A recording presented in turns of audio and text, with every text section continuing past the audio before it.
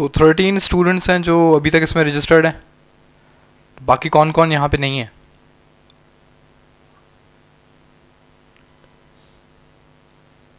सही है। आप लोगों के घर पे कंप्यूटर्स नहीं है या आपके घर पे ईमेल अकाउंट नहीं बन रहा? आप यहाँ पे बना लें, मोबाइल पे भी बन जाता है वैसे तो। यहाँ से यहाँ पे लाइट नहीं है, सबमिट नहीं हो रहा था। अच्छा ये जिनके नाम लिखे हुए हैं आप ही के क्लास के कलीग्स हैं, कोई एक काम करेंगे जिसको ये चीज़ आती है वो एक शॉर्ट वीडियो बना ले कि कैसे सबमिशन हो रही है, और उसको जो आपका व्हाट्सएप का कोई ग्रुप है मुझे दिखाए तो आप उसमें शेयर कर दें, ठीक है, ताकि इनके ये जो इश्यूज़ हैं वो हट जाएं। बाकी जो बच्चे कह रहे हैं कि लाइट नहीं है या कंप्यूटर नहीं है, तो मोबाइल तो है, आपको पता है मोबाइल में भी टाइप हो जाता है। अब देखें मेहनत थोड़ी ज़्यादा लगेगी, लेकिन ये मेरी गलती तो नहीं है ना। तो आप मोबाइल पे ही टाइप कर सकते हैं, थोड़ा आपका टाइम ज़्यादा लगेगा लेकिन आपका काम हो जाता है। सही है, क्योंकि मैंने दिखाया था आप नोट पैड पर भी HTML लिखेंगे तो आपकी नोट वो एक्सेप्ट कर लेता है। आपके पास अगर गूगल पे आप लिखेंगे HTML प्लेग्राउंड के नाम से तो आपको बहुत ज़्यादा एडिटर्स भी मिल जाते हैं। इसके अलावा CodePen.io सबसे पॉपुलर है, किसी ने नाम सुना है इसका? CodePen.io। अब ये एक सिंपल सी वेबसाइट है जो ख़ास तौर पे उन बच्चों के लिए ही है जिनके पास कंप्यूटर नहीं है। तो आप जब स्टार्ट कोडिंग करते हैं तो ये आपसे कुछ भी नहीं मांगता, डायरेक्टली HTML CSS और JS की विंडो ओपन कर देता है। अब जाहिर सी बात है आपने CSS वगैरह नहीं पढ़ी है तो इसका आप ये स्क्रीन आप बड़ी कर लें और आप यहीं पे टाइपिंग शुरू कर दें। अब ये आपके मोबाइल से भी चल जाता है, और ना सिर्फ ये आपके मोबाइल पे चलता है और नीचे ये आपके यहाँ पे आउटपुट भी दिखा रहा होता है। सही है तो अगर आप देखें मैंने टाइप किया तो शायद आप लोगों को ये नहीं दिख रहा होगा, लेकिन यहाँ पे ये चीज़ नज़र आती है जो भी आप यहाँ पे चीज़ टाइप करते हैं तो उनके लिए ये भी सही है और यहाँ से आप पूरी की पूरी फ़ाइल भी डाउनलोड कर सकते हैं। जो भी आप फाइल बनाते हैं अपनी वो आपकी यहाँ से डाउनलोड हो जाती है, कॉपी पेस्ट हो जाती है, जिस तरीके से आप काम करना चाहें कर सकते हैं। लेकिन देखें अब अगर अभी आप इस चीज़ को नहीं देख रहे ना, क्योंकि मैं ये नहीं कह रहा कि आप हमारे लिए एक नया लैपटॉप ख़रीद लें, जाहिर सी बात है एक्सपेंसिव चीज़ है, तो लेकिन उसके आप कुछ ना कुछ अल्टरनेट तो निकालें, क्योंकि आज की कहानी तो नहीं है, अगला असाइनमेंट आएगा, उसके बाद आएगा, उसके बाद आएगा, तो कुछ ना कुछ तो हल निकालना पड़ेगा। या तो आप संडे वाले दिन जो है जो आपका जो प्रैक्टिस का होता है आप उसमें असाइनमेंट आके बना लें।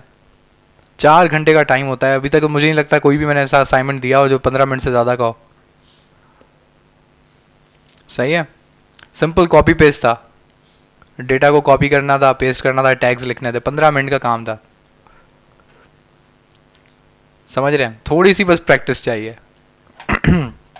लेकिन इस चीज़ को आप बिल्कुल पक्का करें कि पहले तो आप इस पे सब साइन इन हो जाए, क्योंकि इसका आपके अगेन फाइनल जो आपका सर्टिफिकेट होता है उसके मार्क्स पे इसका असर पड़ता है। तो इधर आप पहले तो आप आ जाएं। दूसरा है कि इसको असाइनमेंट की सबमिशन पक्का करें। आई थिंक इसकी कोई डेट थी 26 है, तो यानी कि संडे वाली है तो जो बच्चे ये 13 यानी कि 3 इसमें से हैं जिन्होंने नहीं दिया है तो वो एक तो दे दें, बाकी जो बच्चे नहीं हैं वो भी इसमें रजिस्टर हो जाएं, क्योंकि यही आपकी मेन लिस्ट है।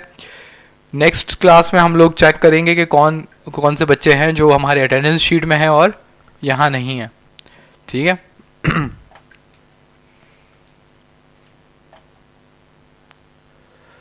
आई थिंक अच्छे खासे हैं, बस थोड़े बहुत नहीं है इधर।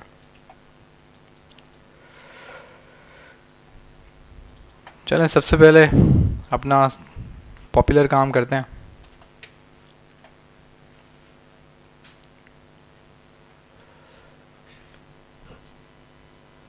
हमने इमेजेस पढ़ लिए थे, हमने इमेज 2 तरीके से लगा के देखी थी एक डाउनलोड करके और एक लिंक के थ्रू, तो ये 2 तरीके ही होते थे। उसके अलावा हमने पाथ के बारे में कुछ पढ़ा था, एक रिलेटिव पाथ था और एक एब्सोल्यूट पाथ था, लेकिन ज़्यादा इस्तेमाल कौन सा होता है? रिलेटिव होता है। अच्छा ये किसकी पहचान है? डॉट और फॉरवर्ड स्लैश, जैसे कि ये हमने image dot H T M L का काम किया है, ये चीज़ क्या दिखाती है? अच्छा,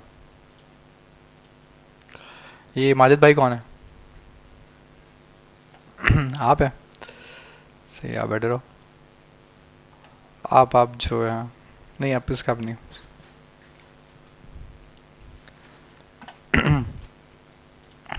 ये किस चीज़ के लिए यूज़ होता है? रिलेटिव क्या? रिलेटिव पाथ के लिए। और इसका मतलब क्या होता है? अगर मैं ये पाथ में दे रहा हूँ तो प्रोग्रामिंग लैंग्वेज क्या समझती है कि मैं क्या बोल रहा हूँ उसे?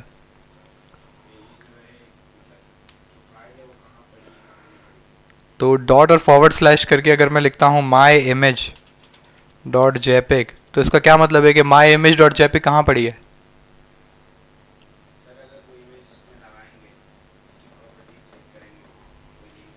नहीं नहीं, आप कह रहे हैं कि ये पाथ की निशानी है, तो मैं कह रहा हूँ इसका मतलब क्या है कि ये इमेज जो है, तो तस्वीर जो है जिसका नाम माई इमेज है, ये पड़ी कहाँ है? सिंपल।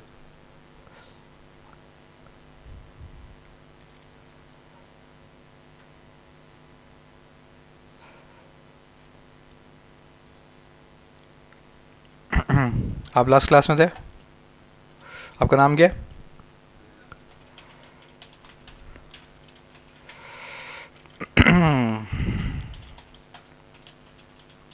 बैठ जाए। अच्छा, यहाँ पे कोई ऐसा है जो न्यू स्टूडेंट हो, जो इस वीक पे आया हो? आप हो? अच्छा, आप खड़े हो। आपका नाम क्या है?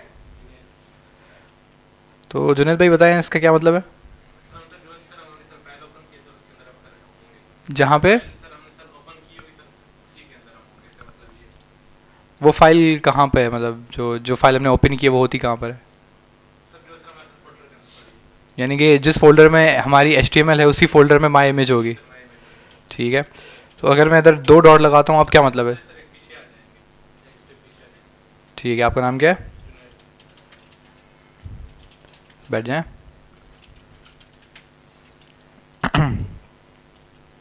थोड़ा रिवाइज करके आया करें। आपको एक सहूलत दी हुई है कि मैं इस चीज़ को नहीं देखता कि आप किताब में अपने क्या लिख रहे हैं क्या नहीं लिख रहे हैं कॉपी पे। मैंने जैसे कहा था कि आप स्कूल में हैं नहीं, आप स्कूल से बहुत आगे आ चुके हैं। तो अगर आपको पता है कि आपकी थोड़ी मेमोरी वीक है, तो ये आपको खुद को पता होगा ना, मुझे तो नहीं पता होगा। तो आपको जो पेपर पेन आप ला रहे हैं, आप कम से कम अपने लिए थोड़े नोट्स लिख लें, ताकि आप क्लास में आने से पहले 15 मिनट पहले आप उसको एक दफ़ा पेज को देख लेंगे, लास्ट टाइम हमने क्या किया था। सही है? जैसा मैंने लास्ट टाइम कहा था कि हर चीज़ अगले आपके टॉपिक के साथ कनेक्टेड होगी। अब अगर आपको पाथ नहीं आता, आगे की कोई चीज़ें आपको तकरीबन उसमें समझ में नहीं आएंगी। सही है? तो इस चीज़ का थोड़ा ख्याल रखें। ये अब आप लोगों को पता है कि कौन सी चीज़ आपकी वीक है, कौन सी आपकी स्ट्रांग है। हम थोड़ा आगे बढ़ते हैं।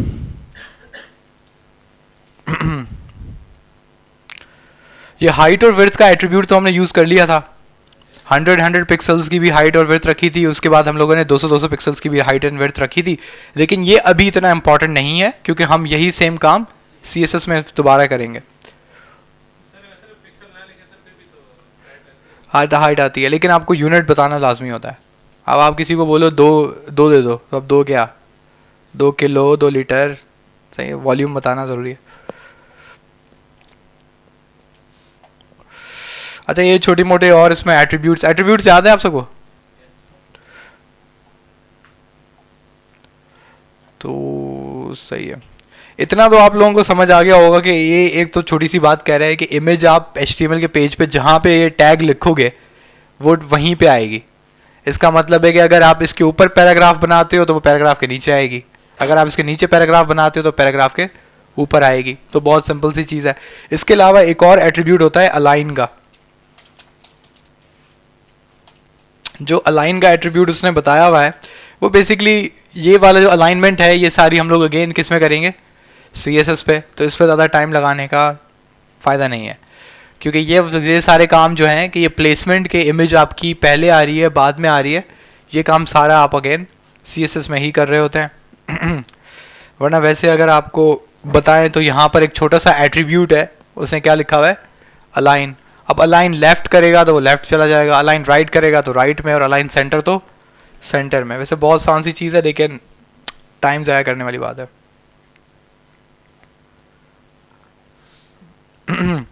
अब यहाँ पे थोड़ा सा इमेज फॉर्मेट्स की बात कर रहा है, लेकिन ये उन लोगों के लिए जो बिल्कुल ही इस चीज़ से अवेयर नहीं है। लेकिन आप लोग कंप्यूटर्स वगैरह तो इस्तेमाल करते हैं, तो आपको पता होगा कि जो तस्वीर होती है उसके जो पॉपुलर फॉर्मेट है वो एक तो JPEG है, JPG जो लिखा हुआ होता है, और एक PNG है, सही है। तो ये दो चीज़ें होती हैं। किसी को पता है SVG क्या होता है? किसी ने नाम सुना है SVG का? कोई ग्राफिक डिज़ाइनर है इधर? नहीं है। GIF किसी को पता है? GIF छोटी सी एनिमेशंस होती हैं। अब ये आपको बेसिकली बताने की कोशिश कर रहा है कि ये भी एक इमेज फॉर्मेट ही है।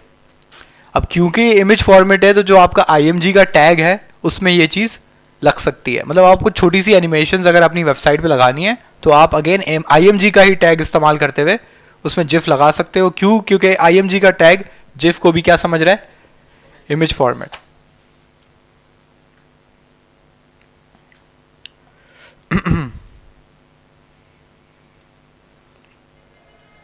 ये इसने आधी से ज़्यादा ग्राफिक डिज़ाइनिंग समझा दिया। अब इमेज रेजोल्यूशन का भी किसी किसी को ही पता होगा।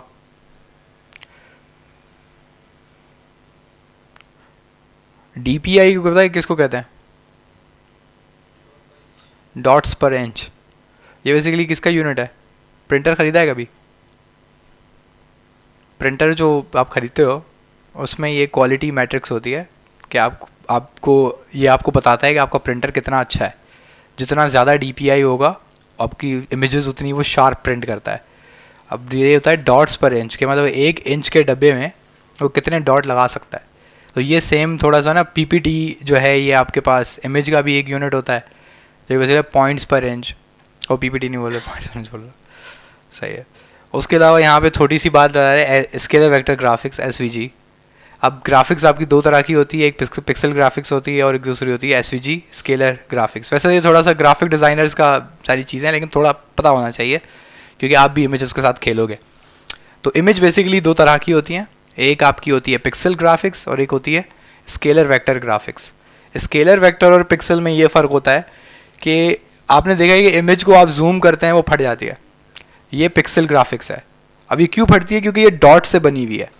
अब आप इसको जितना जूम करते हुए जाते हो तो वो डॉट्स आपके बेसिकली विजिबल होना शुरू हो जाते हैं। और दूसरी किस्म की ग्राफिक्स कहलाती है scalar vector graphics. Scalar vector graphics, scalar vector कभी नाम पहले सुना है? कहाँ सुना था? फिजिक्स में। स्केलर क्वांटिटी क्या होती है? जिनकी डायरेक्शन नहीं होती। परफेक्ट। वेक्टर क्या होती है? मैग्नीट्यूड और डायरेक्शन दोनों हो। परफेक्ट। तो इसी तरीके से ये जो आपकी स्केलर वेक्टर ग्राफिक्स है वो इसी चीज़ से बनी है कि डॉट्स के बजाय ये बनती है वेक्टर्स से। मतलब वो ये डिसाइड करता है कि अगर ये आपको ब्लैक लाइन चाहिए तो ये ब्लैक लाइन की मैग्नीट्यूड क्या है और ये इसकी डायरेक्शन क्या है। अब इससे फ़ायदा क्या होता है? इससे फ़ायदा ये होता है कि अब ये डॉट नहीं है, ये पूरी की पूरी एक लाइन है।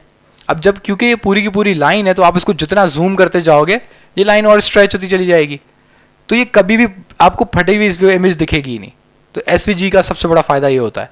तो हम लोग ज़्यादातर क्या करते हैं, जो हमारे आइकॉन्स होते हैं, आइकन हमेशा हम लोग क्या कर लेते हैं कि SVG में बना लेते हैं।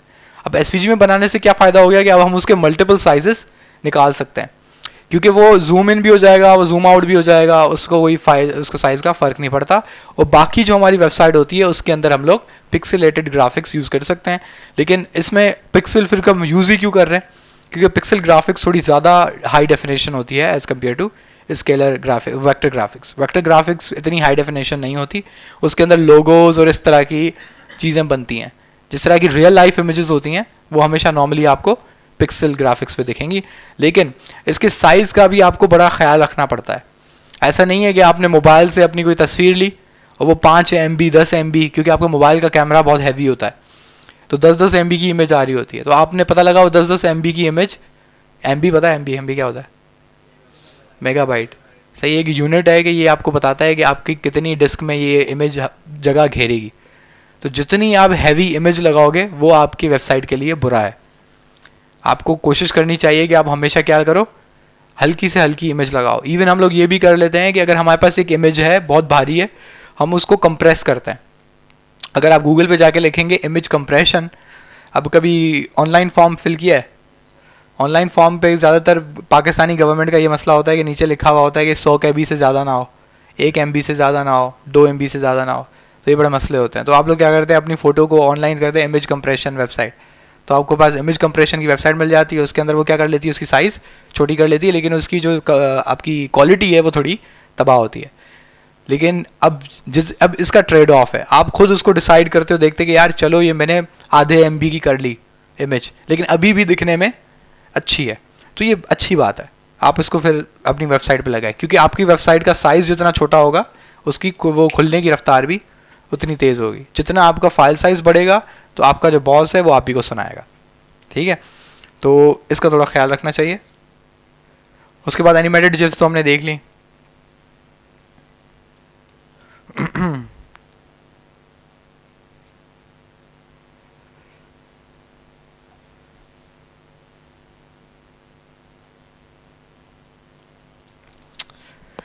अब आ जाते हैं टेबल्स पे।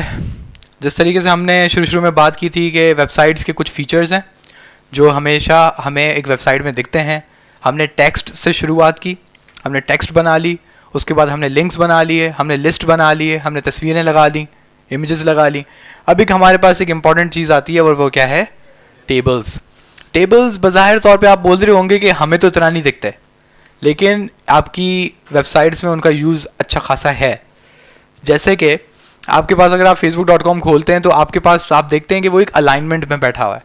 एक लेफ्ट हैंड साइड है, एक मिडिल सेक्शन है और एक लेफ्ट सेक्शन है। तो ये भी एक तरह का टेबल ही है कि इसमें कॉलम्स है, ये कॉलम स्ट्रक्चर है।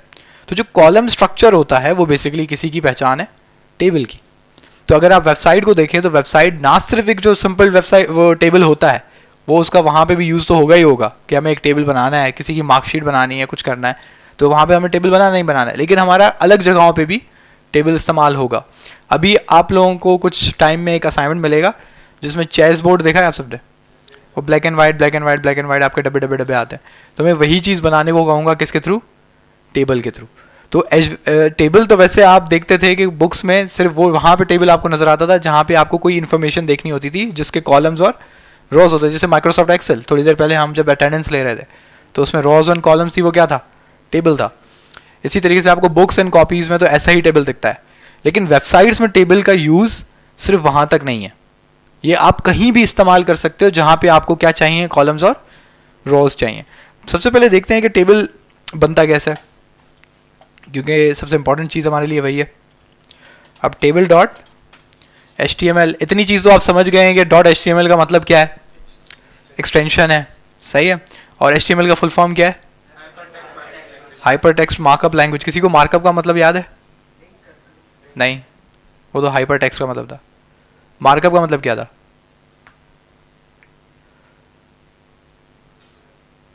अच्छा, गूगल करके देखिएगा। सही, HTML का मेरा पेज रेडी है। अभी तो आप में से बहुत सारे बच्चे ये चीज़ सीख गए होंगे कि हम कैसे करते हैं, क्योंकि देखने से भी जानवर भी सीख जाता है, आप तो फिर भी इंसान है। सही है, तो बॉडी के अंदर हम आ चुके हैं। अब हम H1 लिखते हैं। तो आज का लिखते हैं कि टेबल, यहाँ हम लिख लेते हैं HTML टेबल्स। सही है, इसके साथ हम लोग इसका लाइव सर्वर ओपन कर लेते हैं।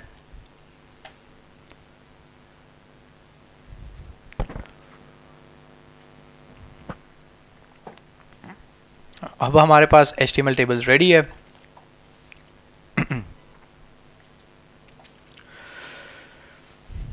इसके बाद अब एक जो नया टैग आपके पास आ रहा है वो है कौन सा, टेबल का। अब एक बात तो आप थोड़ी बहुत समझ गए होंगे UL और OL से कि हर टैग का कोई इफेक्ट हो ये ज़रूरी नहीं।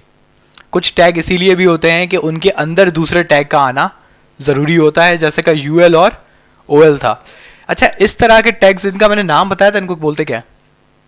जिनकी कोई चीज़ दिखती नहीं है लेकिन वो उनका होना ज़रूरी होता है।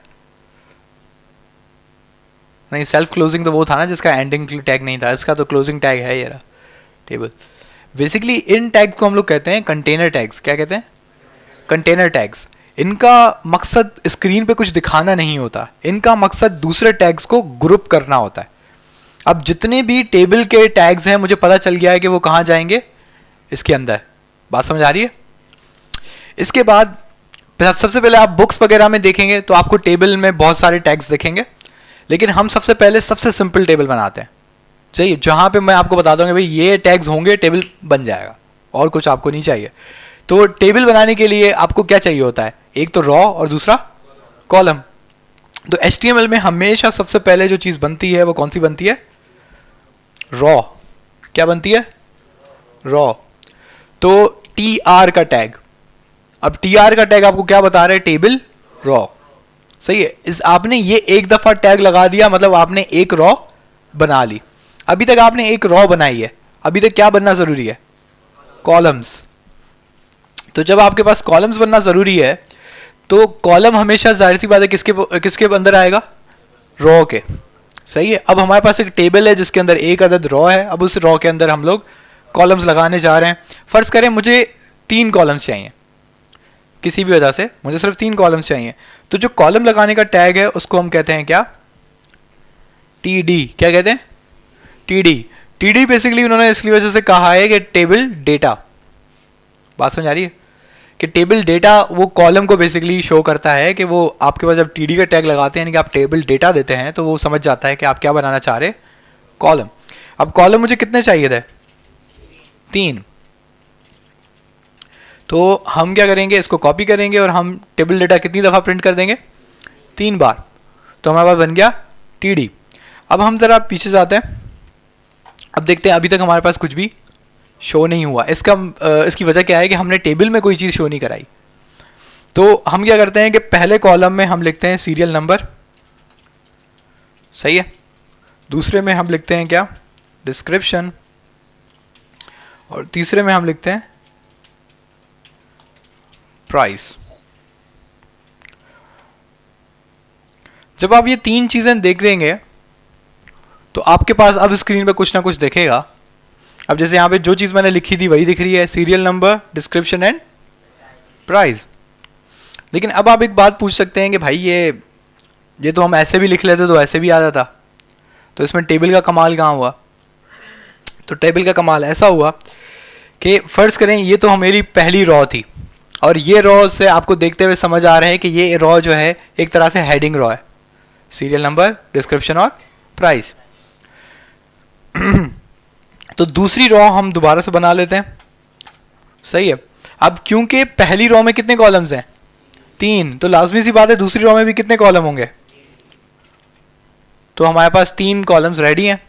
अब इन 3 कॉलम्स में पहली कॉलम में मुझे सीरियल नंबर लिखना है, मैं लिखता हूँ 1। दूसरे मुझे क्या लिखना है? डिस्क्रिप्शन, हम लिख देते हैं सम आइटम, और प्राइस लिख लेते हैं $10। सही है। अब हम ज़रा पीछे जाते हैं। अब हमें कुछ ना कुछ समझ आ रहा है कि ये बेसिकली क्या हो रहा है कि अब हमारे पास जो सीरियल नंबर के नीचे 1 आया, डिस्क्रिप्शन के ठीक नीचे सम आइटम आया, और प्राइस के ठीक नीचे प्राइस आई। इसका मतलब है कि ये टेबल स्ट्रक्चर की तरह तो काम कर रहा है। बात समझ आ रही है? तो ये टेबल तो है, और इसी वजह से अब आप पूछ सकते हैं कि ये इतना बेकार टेबल क्यों है? तो ये बेसिकली क्या है? Programming language. ये माइक्रोसॉफ्ट वर्ड नहीं है कि आपको पहले से ही खूबसूरत चीज़ बना के दे देगा, क्योंकि ये प्रोग्रामिंग लैंग्वेज है। तो ये चाहता है कि आप अपनी तरफ से जो बनाना चाह रहे हो आप वो बनाओ। तो इन्होंने सबसे पहले आपको एक बिल्कुल खाली, एक बिल्कुल रफ सा टेबल बना के दे दिया है। आप एक टेक्निक यूज़ कर सकते हैं कि आप यहाँ पर आएँ और आप लिखें W3 स्कूल। ये वेबसाइट का नाम तो याद हो गया होगा। आप लिखें HTML टेबल। जब आप इसमें HTML टेबल लिखेंगे तो इसका पहला पेज आ जाएगा HTML टेबल्स का। अब ये देखें, ये जो टेबल है माशाल्लाह बड़ा बेहतरीन लग रहा है। सही है, लेकिन अब हम देखते हैं कि इसके और हमारे कोड में फ़र्क क्या है। तो ये टेबल वाला टैग हमने भी इस्तेमाल किया है, ये TR वाला टैग हमने भी इस्तेमाल किया है, ये TH क्या है इस पर अब थोड़ी देर में हम आते हैं। लेकिन अगर आप दूसरा देखें TR, तो उसके अंदर क्या है TD। तो सब कुछ तो वैसा ही है जैसा हमने अभी बनाया, बस फ़र्क कहाँ पे आ रहा है, फ़र्क आ रहा है यहाँ पे। एक और टैग है जिस टैग को वो क्या कह रहा है, स्टाइल, और वो टैग किसके अंदर है, हेड के अंदर है। तो इसके अंदर कुछ अजीबोगरीब सी कोई कहानी लिखी हुई है। अगर हम लोग अगर इस पूरे स्टाइल को कॉपी करें और हम भी इसको कहाँ रख दें, हेड में, और ज़रा हम अपने पास आएँ, तो हमारा टेबल भी क्या बन जाएगा, स्टाइलिश बन जाएगा। उसकी वजह क्या है कि ये सिंपल CSS है। तो अगर आप अभी, क्योंकि आपको CSS नहीं आती, तो ऐसे ही आप कहीं से भी CSS कॉपी करके और आप अपनी HTML फाइल में ऐड कर सकते हैं। अभी आपको कोई चीज़ सीखने की ज़रूरत नहीं है कि ये स्टाइल का टैग क्या है, ये जो ऊपर आया, और ये हेड के अंदर ही क्यों है, सही है, बॉडी के अंदर क्यों नहीं था, और उसके अलावा ये क्या लिखा हुआ है, सही है। ये सारी जो चीज़ें हैं ये किसका पार्ट है, CSS। तो जब आप CSS पढ़ लोगे तो यही वाला कोड आपको फिर हलवा लगने लगेगा, फिर तो आप बोलोगे ये तो कुछ भी नहीं है, क्योंकि आप इससे भी ज़्यादा फिर मुश्किल चीज़ें बना चुके होगे, सही है। तो सिर्फ इतने सा लाइन ऑफ कोड ऐड करने पे आपके पास आपका पहला वाला जो टेबल था अब कुछ अच्छा खासा स्टाइलिश टेबल बन चुका है। तो इससे हमें ये पता लग रहा है कि क्योंकि ये प्रोग्रामिंग लैंग्वेज है, तो इस वजह से उन्होंने शुरू में हमें बिल्कुल ही एक कचरे जैसी टेबल दिया है कि अब आप खुद इसको कस्टमाइज़ करो और इसको जितना खूबसूरत बनाना है उतना खूबसूरत बनाओ। अब मज़े की बात है कि आपको जो चीज़ याद करनी है वो ये करनी है कि सबसे पहले क्या होगा, टेबल, टेबल के अंदर क्या होगा TR, TR के अंदर क्या होगा TD। बस पहले टेबल का टैग, उसके अंदर TR का टैग, TR के अंदर TD का टैग। अब इसके अंदर थोड़ा एक फ़र्क आता है इसमें कुछ और टेबल, क्योंकि वो होता है ना कि एक बेसिक डिश तो आपकी बन जाती है अब, लेकिन अब उसके ऊपर टॉपिंग्स आती हैं, उसको थोड़ी सी डेकोरेशन करनी होती है, तो अब आप उसमें चीज़ें ऐड करते जाते हो। लेकिन आपको ये पता होना चाहिए कि जो बेस है वो किस चीज़ की बनी हुई है। तो टेबल का जो बेस है उसके लिए ये सब कुछ काफ़ी है। अगर आप ये याद रख लेते हो टेबल, TR और TD, तो आपका टेबल कंप्लीट है। बस ये दिमाग में रख लीजिएगा, यहाँ पे आपका प्रॉपर टेबल है। आपको यहाँ पे कोई भी चैलेंज नहीं कर सकता कि आपने टेबल कंप्लीट नहीं किया, आपका टेबल पूरा है। लेकिन अब के बाद जो टैग्स आएंगे वो समझ लें कि अब एडिशनल टैग्स हैं। लेकिन उससे पहले हम क्या करते हैं कि ये हमारा पहली रो है, इसको ऐसे बंद कर लेते हैं, ये हमारी दूसरी रो है। अब मैं क्या करता हूँ, मैं तीसरी रो भी ऐड करने जा रहा हूँ, तो मैं सिंपली क्या कर सकता हूँ, इसको कॉपी कर सकता हूँ और यहाँ पे मैं इसको 2 कर लूँगा और यहाँ पे लिख सकता हूँ सम आइटम 2, और यहाँ पे 10 की जगह फर्ज करें इसको 20 कर लेते हैं। जब हमने सेम कॉपी करके वो उसको सेव किया तो आप देख सकते हैं कि हमारे पास एक और रॉ बन सकती है। ये बात समझ आ रही है? तो ये सिंपल सी एक चीज़ है जिससे आप टेबल्स बना सकते हैं। लेकिन अभी इसमें कुछ चीज़ें और ऐड अप होंगी। अब वो कौन सी ऐड अप होती हैं? सबसे पहले एक हमारे पास इसका टैग होता है जिसको हम क्या कहते हैं, टी हेड, यानी टेबल हेड, और दूसरा हमारे पास होता है टी बॉडी, मतलब टेबल बॉडी। ठीक है, तो होता क्या है, अब ये भी एक तरह से कंटेनर टैग्स हैं। कौन से टैग्स हैं?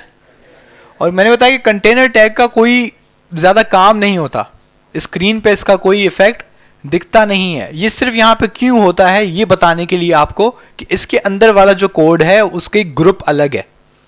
तो सबसे पहले आपने पहला ग्रुप बनाया किस टैग के थ्रू? टेबल। उसके बाद अब आप कौन सा ग्रुप बना रहे हो? हेड, और दूसरा बॉडी।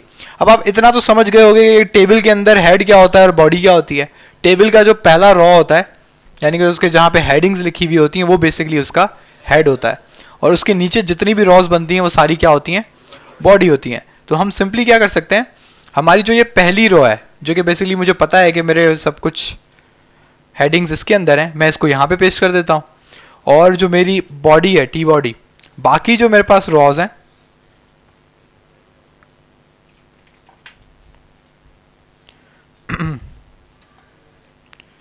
तो ये जो अब मेरे पास दो रॉज हैं, इनको मैं कट करके पेस्ट कर लेता हूँ टी बॉडी के अंदर।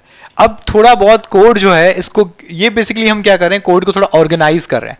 अब आपको समझ आ रहा है कि टी हेड के अंदर जो हेड के आपके पास कॉलम्स एंड रॉज हैं और नीचे बॉडी के कॉलम्स एंड रॉज हैं। अब यहाँ पे कहानी ख़त्म नहीं होती। अब क्योंकि ये हेडिंग्स हैं, सही है, तो ये सिंपल कॉलम्स नहीं है, सही है। यहाँ पे टीडी का मतलब क्या है कि वो आपका सिंपल कॉलम है, यानी कि टेबल डेटा है, लेकिन ये टेबल डेटा नहीं है, ये बेसिकली क्या है, टेबल हेडिंग्स है। तो यहाँ टीडी की जगह वो लोग क्या लिख रहे होते हैं, टीएच लिख रहे होते हैं, सिर्फ किसके लिए, जो आपके हेडिंग वाले टैग्स हैं। बाकी लेकिन काम इनका बिल्कुल टीडी जैसा ही है, इसमें कोई फर्क नहीं है, बस नाम फर्क है कि वो टीडी उसके लिए लिखते हैं, टीएच इसके लिए लिखते हैं। लेकिन आपने एक चीज़ देखी कि जब आपने टीडी भी किया था तो कोई ज़्यादा फर्क नहीं पड़ा। बस एक चीज़ होती है कि आपके पास जो हेडिंग होती है वो बोल्ड होती है। तो आपको इसकी भी टेक्निक पता है कि आप अगर इस सीरियल नंबर को किस में रैप कर देते हैं, बी में, तो ये सारे हेड वो हो जाते हैं, बोल्ड हो जाते हैं। तो एक तो प्रोग्रामिंग लैंग्वेज का एक ये भी सिस्टम होता है कि उसमें एक ही काम करने के 2-3 तरीके होते हैं। बात समझ आ रही है? अब हर किसी की लॉजिक अलग हो सकती है, वो कोई कहता है मैं कुछ ऐसे कर लेता हूँ, कोई कहता है कुछ ऐसे कर लेता हूँ। मेन आपका मकसद होता है कि जो आपको आउटकम चाहिए, जो आपको बोला गया है कि हमें ये चाहिए स्क्रीन पे, उसको स्क्रीन पे वैसे ही लाना होता है। अब आप उसको कैसे ले आते हैं वो आपका मसला है, बस आपको टेक्निक्स पता होनी चाहिए, क्या क्या टेक्निक हो सकती थी। अब यहाँ पे अगर मैं चाहता तो सीरियल नंबर, डिस्क्रिप्शन, प्राइस को अगर मैं बी के टैग में रैप करता, यानी कि बोल्ड आगे पीछे लगा लेता, तो भी ये बोल्ड हो जाते हैं। लेकिन अभी मैंने टी को हटा के क्या लिखा, टी एच। तो ज़रा देखते हैं कि इसका इम्पैक्ट क्या पड़ा। इसका इम्पैक्ट सिंपल ये पड़ता है कि आपके पास ये क्या हो जाते हैं, बोल्ड हो जाते हैं। टी एच का बस ये फ़ायदा है, टी एच ऑटोमेटिकली इनको बोल्ड कर देता है और टी डी जो है इनको बोल्ड नहीं करता। एक और चीज़ आपने देखी कि एक फ़र्क आया कि जब इसमें हमने टी एच यूज़ किया तो एक नीचे क्या आ गया, एक लाइन आ गई जिससे अब इसको सेपरेट कर रही है, इसको नॉर्मल लाइन में और ऊपर वाले आपके डिस्क्रिप्शन के लाइन में। लेकिन ये वाली जो चीज़ आई है ये आपके HTML लेकर नहीं आया, बल्कि कौन लेकर आया, CSS लेकर आया।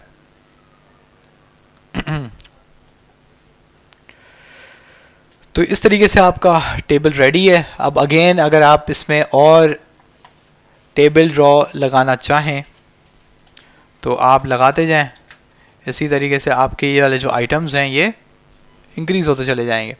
और आप देख रहे हैं कि बहुत सिंपल से टेबल से अब बहुत एक डिसेंट सा टेबल लग रहा है। इसी तरीके से अगर आप इधर गूगल पे जाएंगे और आप लिखें HTML CSS table template. Template क्या होता है कि टेम्पलेट एक लफ्ज़ है जो आज आप बहुत ज़्यादा इस्तेमाल करने वाले हैं आगे चल के। टेम्पलेट क्या होता है कि पहले से बना बनाया कोड होता है, सही है। कुछ अल्लाह के भले लोग हैं, वो क्या करते हैं कि उनको फारिग टाइम होता है, कुछ होता नहीं है करने को, तो वो क्या करते हैं कि वो चीज़ें बना बना के इंटरनेट पे रखते रहते हैं, ताकि आप जैसे और हमारे जैसे लोग जब वो आएँ, हमारे पास टाइम होता नहीं है, तो हम क्या लफ्ज़ लिख लेते हैं, टेम्पलेट्स। और जब आप इसको एंटर मारेंगे तो आपके पास बहुत ज़्यादा वेबसाइट्स खुल के आ जाएंगी, जैसे यहाँ पे लिखा हुआ है 30 free CSS3 and HTML table template. ये टेम्पलेट का लफ्ज़ हमें बहुत पसंद है।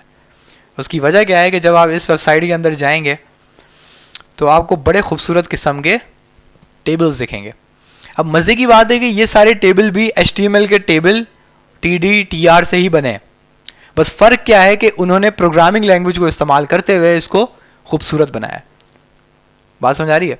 अब ये आप अपने यूज़ केस पे अगर आप इसका कलर बदलना चाहते हैं, आप कलर बदल सकते हैं, क्योंकि प्रोग्रामिंग लैंग्वेज है, आपके पास टोटल कंट्रोल है कि आप इसका कुछ भी चीज़ कैसे भी चेंज करते हैं। लेकिन पहले से एक बना बनाया चीज़ पड़ी है, अब आप उसको और अगर चेंज करना चाहें आप कर सकते हैं, लेकिन स्टार्ट आप यहाँ से ले सकते हैं। क्योंकि प्रॉब्लम ये होती है कि जब आप HTML CSS भी पढ़ लेंगे तो लाजमी सी बात है, एक बंदा जिसके पास 10 साल 5 साल का एक्सपीरियंस है, वो और आप में ज़मीन आसमान का फ़र्क है। तो आप जाहिर सी बात है, मैं ये तो नहीं कर सकता कि मैं आपको 5 साल का एक्सपीरियंस दे दूँ 5-6 महीनों में। हाँ, ये कर सकते हैं कि हम लोग वो सारी टेक्निक सीख सकते हैं कि जिससे हम लोग उनके थोड़ा बहुत बराबर आ जाएं, और किसी जो अगला वाला जो आपका क्लाइंट होगा या आपका बॉस होगा उसको ये समझ में ना आए कि आप लोग अभी अभी पढ़ के आए हो। ठीक है, तो उनमें से एक सिंपल सी टेक्निक है कि आप यहाँ पे टेम्पलेट्स को यूज़ करोगे। अब आप देख रहे हो कितने अच्छे अच्छे टेबल्स पड़े हुए हैं, और अगर आप इनका कोड देखोगे तो अगेन आपका सिंपल आपको क्या नज़र आएगा, टेबल TR और TD। बात समझ आ रही है? बस आपको ये चीज़ याद रखनी है कि सबसे पहले क्या होगा, सबसे पहले किसका टैग है? टेबल का। उसके अंदर क्या होगा? टीआर। टीआर के अंदर क्या होगा? टीडी। और टीडी जितनी बार होगा उतने आपके कितने बनेंगे? कॉलम्स। सही है। और रॉज जितनी दफ़ा होंगी उतनी आपकी क्या बनेंगी? रॉज। बस एक बात का ध्यान रखें, वैसे ये बात बोलनी नहीं चाहिए क्योंकि अगेन आपको इतनी तो अकल होगी कि अगर पहली रॉ बेसिकली आपकी डिफाइन करती है कि आपकी आगे टेबल में कितने कॉलम्स होंगे, क्योंकि ऐसा तो हो नहीं सकता कि पहली रॉ में 5 कॉलम है और निचली वाली रॉ में 4 हैं, फिर तीसरी रॉ में 4 कॉलम हो गए। तो कॉलम्स नहीं बदलते, कॉलम एक ही होते हैं, रॉज का नंबर बढ़ता रहता है, 5 रॉज 10 रॉज जितनी भी आपके टेबल में होती हैं। तो इसमें किसी को कोई कन्फ्यूजन है? बहुत सिंपल सी चीज़ है, कोई ज़्यादा इसमें रॉकेट साइंस तो है नहीं, लेकिन फिर भी भाई। तो टेबल्स में हम नीचे नीचे आते हैं। यहाँ पे थोड़ा बता रहा है कि भाई टेबल्स हर जगह हमें दिखते हैं। ये एक वेबसाइट उसने बताई हुई है जहाँ पे टेबल्स का यूज़ बहुत हुआ है। अब आप देख रहे हैं कि ये भी टेबल है, ये भी टेबल है, ये भी टेबल है और ये भी टेबल है। हालांकि ये लग नहीं रहा कि टेबल है, लेकिन ये भी एक टाइप ऑफ टेबल है जिसके अंदर सिर्फ एक रॉ है। अब बेसिक टेबल स्ट्रक्चर में आपको वही चीज़ बताएगा कि भाई सबसे पहले क्या होगा? टेबल का टैग, उसके अंदर क्या होगा? टी आर, फिर टी डी। और इसका आप आउटपुट देख सकते हैं बिल्कुल वैसा है जैसे हमारा आया था, कि ना उसमें स्पेस था ना कोई डिज़ाइन था, बस सिंपल सा टेबल एक बन के आ गया था। उसके बाद आपको सिंपल ये वही बात बताएगा कि भाई ये टी एच लगाओगे तो वो हेडिंग बन जाएगी। सही है। ये जो अभी मैंने एक लफ्ज़ बोल दिया, ये सारी बातें इसी पैराग्राफ में लिखी हुई हैं। अगर फिर भी किसी को मेरी बात पे भरोसा ना आए तो पढ़ लेना। अब उसके बाद एक टॉपिक आता है स्पैनिंग कॉलम्स। अब स्पैनिंग कॉलम्स एक बड़ा ज़बरदस्त टॉपिक है।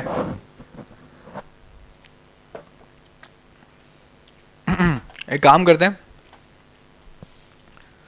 हम इतनी मेहनत क्यों करें, इसका टेबल चलाते हैं।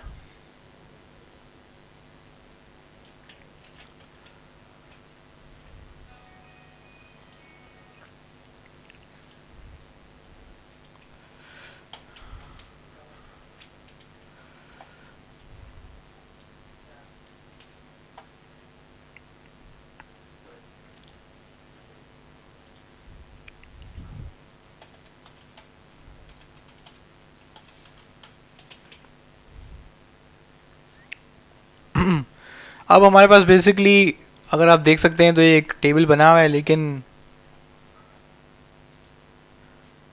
एकदम से एक वाहियात सा टेबल है।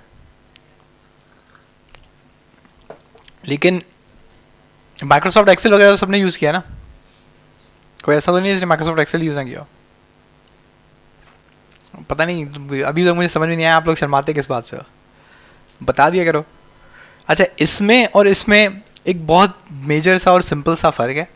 पहला, इसके बॉक्सेस हैं सिंपल, ठीक है, 1 2 3 इसके 3 कॉलम्स हैं और 1 2 3 4 5 रॉज हैं इसकी, ठीक है।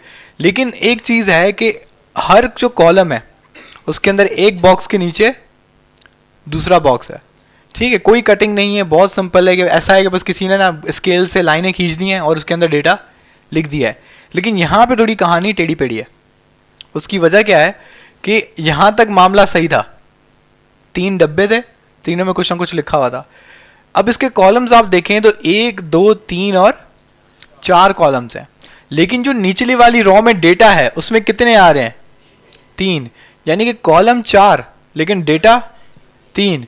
तो ये जो ज्योग्राफी वाला है ये 2 कॉलम्स को मर्ज किया हुआ है। बेसिकली ये मर्ज वाला जो लफ्ज़ है ये हमारे पास टिपिकल लफ्ज़ होता है आपके पास गूगल शीट वगैरह में। अब जैसे कि फ़र्ज़ करें कि मैं लिख लेता हूँ यहाँ पे हेलो।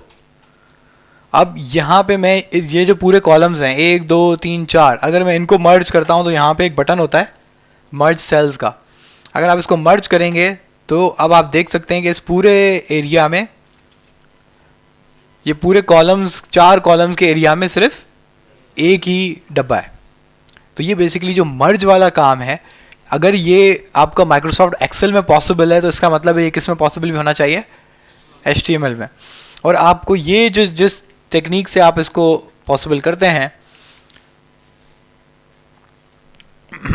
उसको हम कहते हैं स्पैनिंग कॉलम्स, यानी कि आप दो कॉलम्स को ख़त्म कर रहे हैं। अच्छा, इसको थोड़ा कोड को ना हम पढ़ने की कोशिश करते हैं कि इसने ये काम किया कैसे। अब ज़रा हम ये हमारी पहली रो है, इसको थोड़ा सा हम एक और काम कर लेते हैं। इसने एक गलती की हुई है,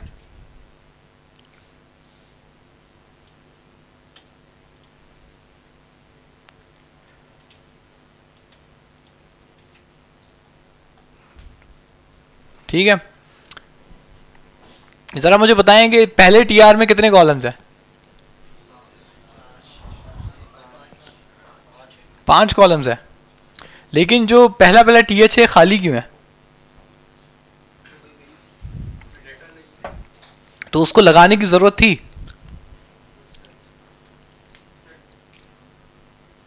अगर पहले वाले में कोई डेटा नहीं है, पहला टीएच में कोई डेटा नहीं है, तो उसको लगाने की ज़रूरत थी इधर। हाँ, देखें पहली, अगर हम टेबल को दोबारा देखें तो टेबल से ज़्यादा हमें फील पता लगेगा कि ये क्यों है ऐसा। अगर ये पहला टीएच खाली नहीं लगाते तो ये जो पहला खाली है और उसके नीचे क्या लिखा हुआ है मंडे, ये नहीं आता। क्या हो जाता कि मंडे किसके नीचे आ जाता? 9 AM। अब ये अगर आप इसको देख रहे हो तो ये तरह से एक स्कूल यूनिवर्सिटी का एक टाइम टेबल है। तो टाइम टेबल बेसिकली आपको शो क्या कर रहा है कि मंडे वाले दिन 9 बजे से क्लास स्टार्ट होगी, और पहली क्लास किसकी है? ज्योग्राफी की क्लास है। तो वो बताना चाह रहा था कि भाई मंडे का दिन है, तो मंडे किसी टाइम के नीचे तो नहीं आएगा, सही है। यहां तो वो इधर लिख सकता था डेज, अगर वो सिंपली लिख लेता डेज, अगर हम भी लिख के देख लेते हैं। उसने उसको लिखने की सहमत नहीं की लेकिन अगर हम लोग कर रहे हैं तो इस तरीके से वो डेज आ जाता है। लेकिन इससे एक बड़ा इंपॉर्टेंट कॉन्सेप्ट का पता लगता है कि अगर आपको कोई स्पेस चाहिए खाली कॉलम में, तो आप किसके थ्रू दे सकते हो? एक सिंपल आप टीडी लगा के और उसको खाली छोड़ दो, तो वो कॉलम आपके पास एक स्पेसिंग के तौर पे आ सकता है, ठीक है। एक तो ये चीज़ हो गई, इतनी बात समझ आ गई। अब उसके बाद अब पता लग रहा है कि कितने कॉलम्स हैं, 1 2 3 4 और 5 कॉलम्स हैं। अब आपको मैंने जैसे पहले कहा था कि जो आपकी पहली रॉ होती है वो हमेशा आपको बताती है कि आपके पास टोटल कॉलम्स कितने आएंगे। अगर इसमें 5 कॉलम्स हैं तो अब ज़रा ये पहली रॉ यहाँ पे ख़त्म हो गई, तो अब ये दूसरी रॉ शुरू हुई, टीआर सेकंड टीआर शुरू हुआ, दूसरी रॉ शुरू हुई। इसमें कितने कॉलम्स हैं? इसमें 4 कॉलम्स हैं। अब उसकी वजह उसने क्या बताई हुई है यहाँ पे? Column span. अब ये कॉलम स्पैन बेसिकली आपको क्या बता रहा है? ये बता रहा है कि जो ज्योग्राफी वाला कॉलम है वो बेसिकली कितने कॉलम्स को घेरेगा? 2 कॉलम्स का। तो इसका मतलब है कि ये जो टीडी है ये बेसिकली 2 बार है। एक बार तो जब ज्योग्राफी उसमें लिखा जाएगा, दूसरा वो खाली में घेरेगा बस। क्यों? क्योंकि आपने उसको क्या बोला हुआ है? Column span 2। तो इस वजह से अगर ये 2 हैं तो ये फर्ज करें ये पहला है, ये 2 हैं, तो ये कितने टोटल कॉलम्स हो गए? 3। तो ये चौथा और ये 5वां हैं, ये 5 ही। बस पता क्या चल रहा है कि ये कॉलम स्पैन लगाने की वजह से ये कितने कॉलम्स को घेर रहा है? 2। तो ये एक एट्रीब्यूट है। क्या है ये? एट्रीब्यूट। तो आपका एट्रीब्यूट आपको बताता है कि ये कितने कॉलम्स को घेरेगा। फॉर एग्जाम्पल हम क्या करते हैं, इसको मिटा देते हैं। इसको हमने मिटा दिया और इसकी जगह पे अब हम क्या लगा लेते हैं? टीडी। अब यहां पे फिर भी एक जगह हमें खाली दिख रही है। उसकी वजह क्या है कि यहां पे पूरी एक स्पेस एम्प्टी है। अगर यहां पे हम लोग कुछ भी चीज़ लिख लेते हैं साइंस, तो अब हमें पता लग रहा है कि यहाँ पे 1 2 3 4 और 5 आपके कॉलम्स है। अब ज़रा ना थोड़ी खुद से कोई फनकारी करते हैं। मैं बोलता हूँ कि जो साइंस है ना, ये 10 बजे शुरू होगा और कब तक जाएगा? 12 बजे तक। तो ये जो साइंस का आपके पास डेटा है ये कितने कॉलम्स को घेरेगा? 3 को। तो इसका मतलब है कि मैं पहले साइंस के कॉलम पे जाऊंगा और इसमें कि हम लोग एट्रीब्यूट देंगे और उस एट्रीब्यूट का नाम क्या है? Call span. अब इस कॉल स्पैन में मुझे इसके कितने कॉलम्स को घेरना है? 3। अब ये बात याद रखिएगा कि ये जो 3 है ये इसका खुद का कॉलम काउंट करके होता है, यानी कि जो पहला कॉलम जिसके अंदर नॉर्मली आना था उसको भी हम काउंट करते हैं। तो उसके बाद हमने इसको दे दिया 3, तो ये 3 में काउंट करेगा। अब लेकिन मसला क्या है? लेकिन इस पूरे रो में अब आपने कितने कॉलम्स बना लिए? 7 हो गए। क्यों? क्योंकि 1 2 3 ये 5 हो गए, छठा और सातवां, तो 7 हो गए। तो यहां पर आपके टोटल कॉलम्स ऊपर से हमें पता लगा कि कितने होने चाहिए थे? 5। जब हमें 5 कॉलम्स चाहिए थे तो इसका मतलब है कि मुझे ये 2 कॉलम्स को हटाना पड़ेगा, क्योंकि यहां पर आकर मेरे पूरे कॉलम्स कंप्लीट हो चुके हैं। अगर हमने जो इसको मिटा लिया है और हम पीछे जाएंगे तो हम देखेंगे कि साइंस के आगे पूरी जगह मर्ज्ड है, और ये पूरी किसको दी हुई है? साइंस को दी हुई है। बात समझ आ रही है? अब एक आपने यही चीज़ देखी थी कि मैंने उसमें शीट में भी यही काम किया था, सिंपल यही काम किया था, बस फ़र्क ये था कि ये उसको मैंने बाद में उसको मिडिल पे भी मैं लेकर आया था। वो अलाइन का फंक्शन है। अब वो अलाइन का फंक्शन नॉर्मली किसके थ्रू होता है? CSS के थ्रू होता है। अब इसकी सेम जो हमने अभी अभी ये वाला काम है उसने यहाँ पे किस में किया हुआ है?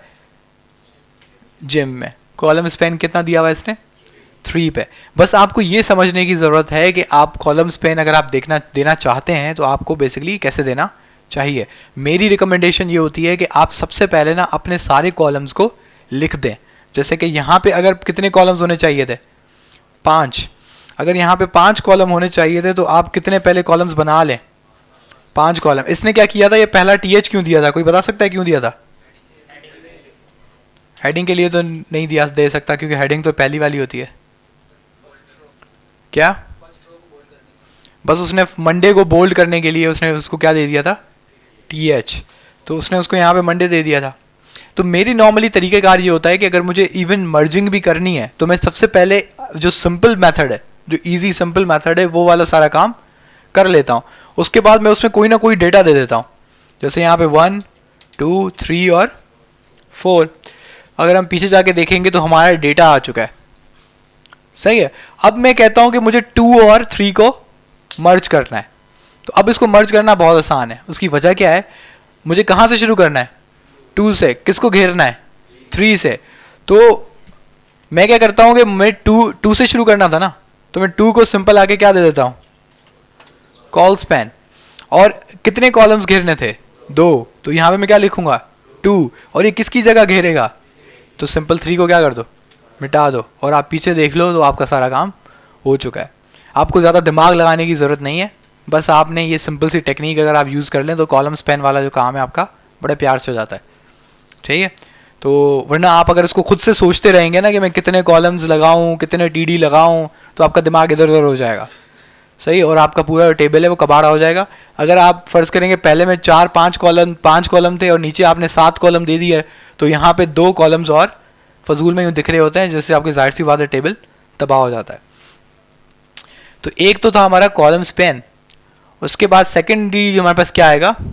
रॉ। अब हमारे कॉलम अगर हमारे मर्ज हो सकते हैं तो हमारी रॉज भी तो मर्ज होती हैं। अब उसकी एग्जांपल देख लेते हैं कि उसने क्या दी हुई है। एक तो इसको पता नहीं क्या बीमारी है। अगर हम इसको कॉपी करेंगे सारे को,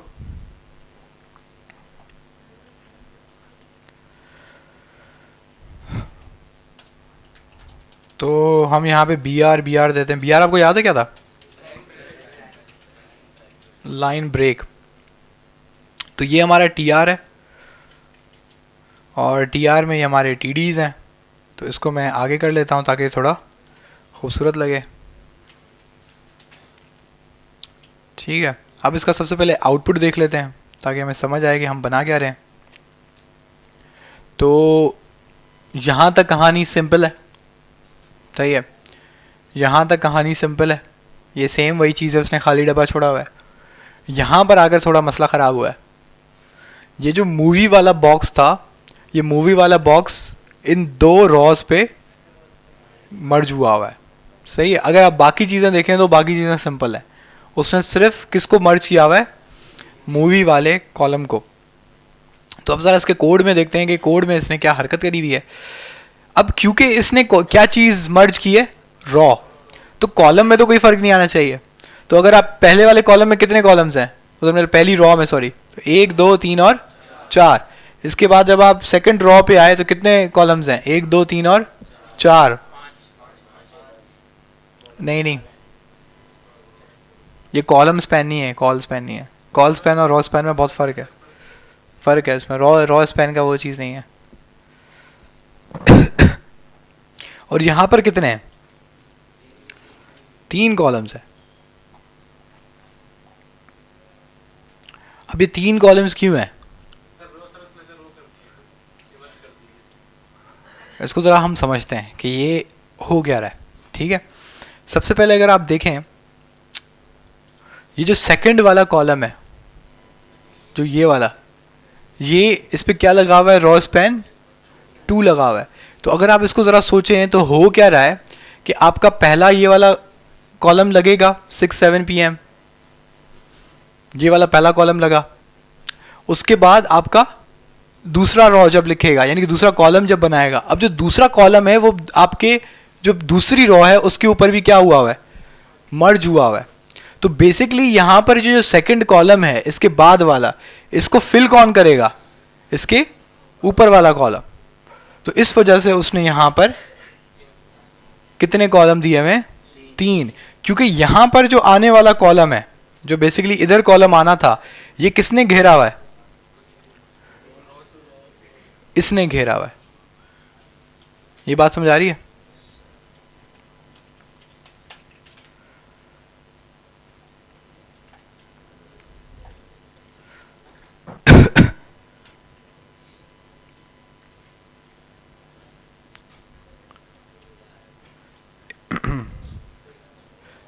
अगर हम इसको रॉ स्पैन दें 2 का, मैंने किसको रॉ स्पैन 2 दिया है? BBC को। तो आप देख रहे हैं कि यहाँ पे क्या हुआ है? BBC ऊपर वाले कॉलम से नीचे आ गया। तो अब हुआ ये कि नीचे वाले कॉलम पे कॉलम ज़्यादा हो गए उस, और ऊपर वाले कॉलम कम थे, अब नीचे वाले क्या हो गए? ज़्यादा हो गए। क्यों? क्योंकि ये वाला जो आपके पास कॉलम था ये ऊपर भी जगह ले रहा है और नीचे भी जगह ले रहा है। अब नीचे वाले आपको रॉ से एक कॉलम कम करना था। अब मैंने वो कॉलम जब कम नहीं किया तो उसने उसको बाहर धकेल दिया। अब अगर हम ये करते हैं कि हम लोग ये न्यूज़ को डिलीट कर लेते हैं, अब ये आपके ऊपर है कि आप क्या चीज़ डिलीट करते हो। जो आपको चीज़ नहीं चाहिए थी, लाजमी सी बात है, आप वो डिलीट करोगे। फ़र्ज़ करोगे मैं न्यूज़ डिलीट करता हूँ और पीछे जाता हूँ, तो अब हमारा टेबल सेट है। इसमें भी सेम टेक्निक है कि पहले आप सिंपल अपना टेबल बना लो, ठीक है, फिर आप ये देखो कि किस कॉलम को आपको रॉ के थ्रू मर्ज करना है। आप उसको मर्ज कर दो। जब आप मर्ज कर दोगे तो आपका एक कॉलम बाहर निकल आएगा, क्योंकि वो एक्स्ट्रा बन जाता है। फिर आप ढूंढोगे कि इस दूसरे वाले कॉलम में कौन सी चीज़ एक्स्ट्रा है, आप उसको डिलीट कर दोगे और आपका टेबल वैसा का वैसा हो जाएगा। अब ये डिपेंड करता है आपके टेबल फॉर्मेशंस पे। अगर आपने थोड़ा यूनिवर्सिटी असाइनमेंट्स वगैरह की, आपने यहाँ जो आपके एक्सपेरिमेंट होते हैं, लैब एक्सपेरिमेंट्स होते हैं, उनकी अगर आपने शीटें भरी हों तो उनके बड़े ख़तरनाक किस्म के टेबल होते हैं। उनका यहाँ पे जो पहला कॉलम होता है वो समझ लें कि 2 में डिवाइडेड होता है, कि ये पहला आपका सेक्शन, ये दूसरा सेक्शन, फिर उसके ऊपर एक पूरा एक हेडिंग होती है जो कि रॉ आपके टेबल के अंदर ही होती है। लेकिन वो क्या होता है, वो पूरे के पूरे कॉलम्स के ऊपर मर्ज्ड होती है और उसके अंदर लिखा होता है कि ये किस चीज़ का टेबल है। उसके अंदर फिर हमारे पास फ़र्ज़ करें कि 3 मेन कैटेगरीज होते हैं, जैसे कि आपका साइकिल 1, साइकिल 2 और साइकिल 3। तो आपके ऐसे ऐसे करके वो मर्जिंग हुई भी होती है। फिर उस साइकिल 1, साइकिल 2, साइकिल 3 के अंदर आपके पास फिर फ़र्ज़ करें 3-3 हेडिंग्स होती हैं। एक साइकिल के अंदर कितनी हेडिंग्स हैं? 3-3। तो इस तरीके से आपके पास कॉम्प्लेक्स किस्म के टेबल्स बनते हैं। अब ये डिमांड होती है कि आपके पास जो टेबल है वो खुद कैसा है, ठीक है। अब इसकी सिंपल टेक्निक ये होती है कि आप पहले टेबल देखें और आप काउंट करें कि सबसे ज़्यादा कॉलम्स और सबसे ज़्यादा रॉज कितनी है। जैसे कि अगर आप यहाँ पे देखें तो 1, 2, 3 और 4, यानी कि सबसे ज़्यादा कॉलम्स कितने हैं? 4। और रोज काउंट करें 1, 2 और 3, तो मतलब ये 3/4 का टेबल है। ये बात समझ आ रही है? तो 3/4 का एक टेबल आप बना लें, मतलब एक सिंपल TR करें, और जैसे आपके पास 3/4, तो रॉज कितनी है? 3। कॉलम्स कितने हैं? 4। तो इसका मतलब है कि रॉज TR टैग्स कितनी दफ़ा आएंगे? 3 बार। और उस एक TR में कितने DD आने चाहिए? 4 बार। जब आप ये सिंपल स्ट्रक्चर बना लें, आपका सिंपल ये पूरा स्ट्रक्चर बन जाए, फिर आप उसके बाद 1 by 1 चेक करेंगे कौन कौन से कॉलम्स को मर्ज करना है और कौन सी रॉज को मर्ज करना है। इससे सबसे ज़्यादा आपका काम क्या हो जाता है, ईजी हो जाता है, आसान हो जाता है और आपको बात समझ भी आ जाती है। लेकिन ये जो रॉ स्पैन और कॉलम स्पैन का जो आपके सिस्टम है, आपको थोड़ा ज़्यादा सब तभी समझ आएगा जब आप इसको घर जाके खुद थोड़ा बहुत ट्राई करें। आप गूगल पे जाएं और उधर लिखें कि टेबल्स, सिंपल टेबल्स, और आप ज़रा सर्च करेंगे, आपको कोई टेबल दिखे और आप उस टेबल जैसा अपना टेबल बनाने की कोशिश करें। एक W3 स्कूल से कहीं से भी ये CSS थोड़ी उठा लें ताकि आपका टेबल थोड़ा सा खूबसूरत हो जाए। एक तो मैं नॉर्मली मैंने ये वाला टेबल उठा लिया, वरना नॉर्मली जब मैं पढ़ा रहा होता हूँ तो मैं ये टेबल नहीं उठाता। ज़्यादातर मैं बिल्कुल ही कोई सादा किस्म का टेबल बनाता हूँ। इन्होंने शायद अपडेट मार दिया है, ये इसकी वजह तबाह हो गई है। वैसे उन्होंने चेंज कर लिया। वैसे नॉर्मली इन्होंने एक टेबल रखा हुआ होता था जिसके अंदर सिंपल बस ब्लैक कलर की लाइंस होती थी और कुछ भी नहीं होता था, मतलब बॉर्डर्स होते थे बस और कुछ भी नहीं होता था, जैसे आपके एक्सेल नहीं है एग्जैक्ट वैसा। तो वो क्या होता था कि उससे थोड़ा ज़्यादा अच्छा समझ आता था कि कौन सी चीज़ें कैसे कट पड़ी हुई हैं। तो वो हम बॉर्डर, खैर मैं भी अगर CSS में को लगा लेता तो मुझे कोई ज़्यादा टाइम नहीं लगता, लेकिन हम वो फिर आपके पास नेक्स्ट क्लास कल भी है तो हम कल इसको थोड़ा सा टेबल को दोबारा से गो थ्रू करेंगे, क्योंकि इसके अंदर थोड़े टेबल्स वो आपके पास चीज़ें ज़्यादा थी। तो मेन चीज़ ये है कि सबसे पहले टेबल का टैग है, उसके अंदर TR का टैग है, उसके अंदर TD का टैग है। उसके बाद हमारे पास दो और कंटेनर टैग हैं, T हेड और T बॉडी। उसके बाद अगर आपको हेडिंग्स देनी है तो कौन सा यूज़ करना है, TH। लेकिन आपने चेक किया कि उसने क्या जुगाड़ किया हुआ था कि उसको जहाँ जहाँ बोल्ड चाहिए होता उसने वहाँ भी उसको क्या यूज़ कर लिया था, TH। क्योंकि ये प्रोग्रामिंग लैंग्वेज है, ये आपको इफेक्ट दे देती है, आप उसके हिसाब से अपना इफेक्ट बना सकते हैं। ठीक है, तो इंशाल्लाह नेक्स्ट क्लास में इसको और आगे बढ़ा लेंगे। फ़िलहाल आप लोग जा सकते हैं। ठीक है, अल्लाह हाफ़िज़।